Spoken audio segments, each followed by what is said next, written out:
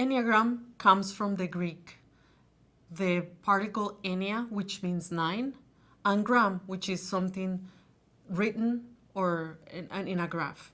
So Enneagram is a system of 9 interrelated personality types. These 9 types are organized in 3 centers: the body or God, the heart, and the head.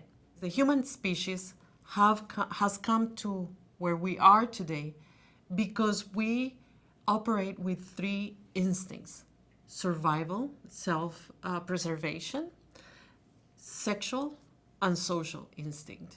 So these 3 instincts would make any of those 9 types look very different. We could almost say that those 9 types become 27 types because one type can look very different depending on which instinct predominantly the person chooses to come from. So let's talk about the figure itself. The figure is composed of 3 elements: a circle, a triangle, and a hexad. The circle represents wholeness or unity, and I like to describe these as we choose a type, consciously or mostly unconsciously, to operate from. That's our type. If we can step out of that with that map, that guidance, we notice when we are operating with our pattern and when we are getting in our own way. So access to that unity, the capacity of stepping out of that corner that we decided to just corner ourselves in, that is the whole, the unity.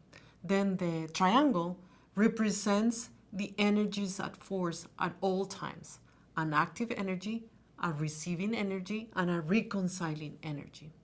And then we have the hexad, which represents the process in life and goes from point 1 to 4 to 2 to 8, 5, 7, and goes back to 1.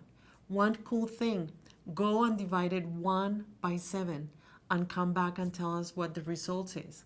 It will be surprising because it really shows the connection with the Enneagram. So another way of describing these 3 elements: the circle represents the law of 1, the triangle the law of 3, and the hexad the law of 7.